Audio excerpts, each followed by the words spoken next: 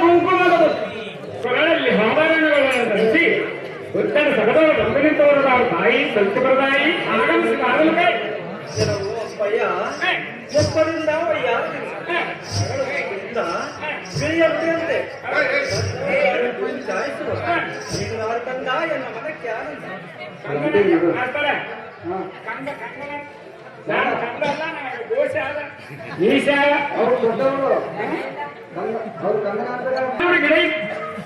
ಅಂಗೂರ ಗಿಡದ ಬಳಿಕ ಒಂದು ಪಿಂಜೇರಿ ಹಾವು ಮಲಗಿತು.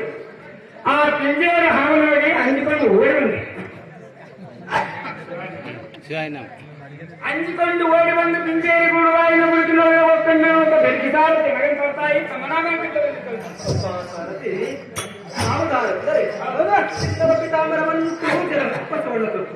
ಮನೆಯ ಮೇಲೆ ಕುಂಕುಮ ತಿಲಕವನ್ನಿಟ್ಟು ಕೈಗಳಿಗೆ ಕಂಕಣ ಬಾಪುರೆಯನ್ನು ಕಾಲೊಳಗೆ ಪುಚ್ಚಗಳನ್ನಿಟ್ಟು ಅದರೊಳಗೆ ಯುವ ಪರಿಸರಗಳಿಂದ ಶೋಭಿಸುವ ಶ್ರೀರಾಮಚಂದ್ರ ಸತಿ ಅಯೋಧ್ಯಕ್ಕೆ ಅನಂತರಾನ ಶ್ರೀರಾಮಚಂದ್ರ ಸತಿ ಮಹಾರೂಪವತಿ ಲವಕುಶರ ಮಾತೆಯಾನ ಸೀತಾದೇವಿಯನ್ನು ಬೆಳೆಯಪ್ಪ ಮೊದಲೇ ಸುಮನ ಕಂಡಿದ್ದರು.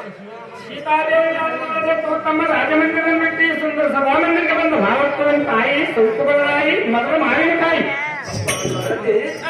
ನಮ್ಮ ರಾಜ್ಯವನ್ನು ಬಿಟ್ಟು ಮಂಟಪಕ್ಕೆ ಬಂದ ಕಾರಣವೇನೆಂದರೆ ನನ್ನ ಪತಿಯಾದ ಶ್ರೀರಾಮಚಂದ್ರನು ನನ್ನನ್ನು ಕರೆಸಿದ ಕಾರಣ ಪತಿಯ ಸಂವಿಧಾನದಲ್ಲಿರುವ ಕಾರಣಕ್ಕಾಗಿ ಬರವಣವೈತು ಸಾರಥಿ ವಿಶಾಲವತಿ.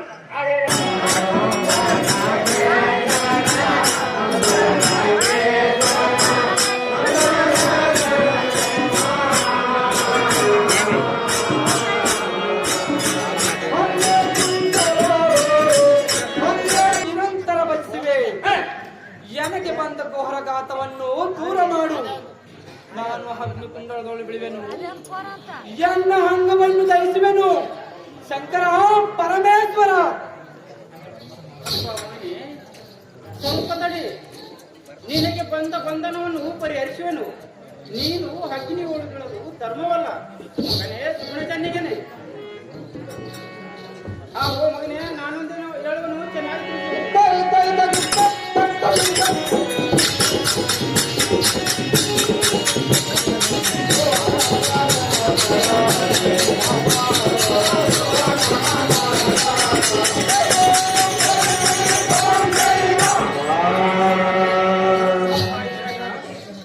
ಎನ್ನ ಒಡಲ ಉದ್ದೇನೆಂದು ಮೆರೆಯುವ ಬಾಲ ಒಟ್ಟು ಗುಣಿಸಿಲ್ಲ.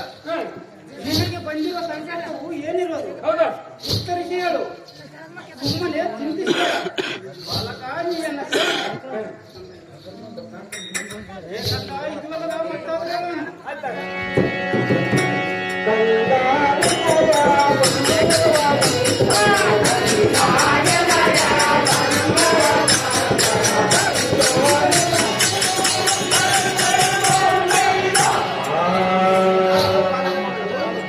ಭಯಪಡಬೇಡ.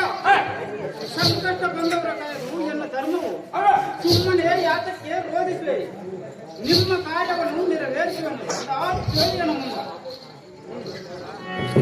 ಅಮ್ಮ ಜನನಿ, ಏನು ಹೇಳಲಿ? ಎನ್ನ ಎದುರು ತೆಗೆದುಕೊಂಡು ಏನು ಮಾಡುವೆ? ಮೌನದಿಂದ ಇರುವ ಮನಸ್ಸು ಎನ್ನನ್ನು ತಡೆಯುವುದಿಲ್ಲ. ಅಗ್ನಿಕುಂಡದೊಳಗಿಟ್ಟು ಎನ್ನ ಪ್ರಾಣವನ್ನು ಬಿಡುವೆನು. ಒಂದು ವೇಳೆ ಎನ್ನನ್ನು ರಕ್ಷಿಸುವೆನೆಂದು ನಿಜವಾದ ನಂಬಿಕೆಯನ್ನು ಕೊಟ್ಟರೆ ಎನ್ನ ಸ್ಥಿತಿಯನ್ನು ತಿಳಿಸುತ್ತೇನೆ. ತಾಯಿಯೇ ಸೌಖ್ಯಮ ತಾಯಿ.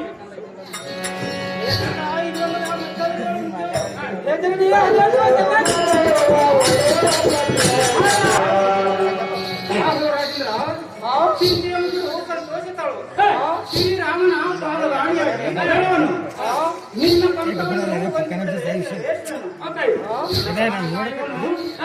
ನಿನಗೆ ಬಂದಿರುವ ಸಂಕಟವನ್ನು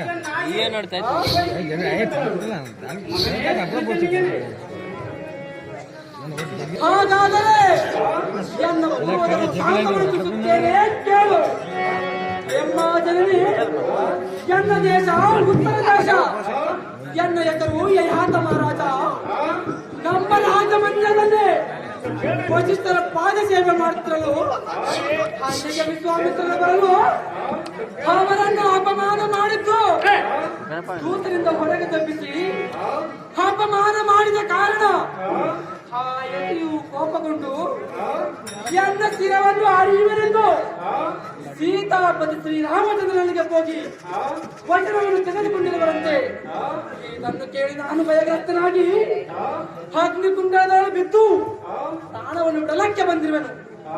ಎನ್ನನ್ನು ರಕ್ಷಿಸುವೆನೆಂದು ವಚನವನ್ನು ಕೊಟ್ಟು ನಿಜ ಮಾಡಿದರೆ ಎನ್ನನ್ನು ರಕ್ಷಿಸು, ಇಲ್ಲವಾದರೆ ಎನ್ನ ಕೈಯಿಂದ ಆಗುವುದಿಲ್ಲವೆಂದು ಹೇಳು. ತಾಯಿ ಸೌಖ್ಯ ತಾಯಿ.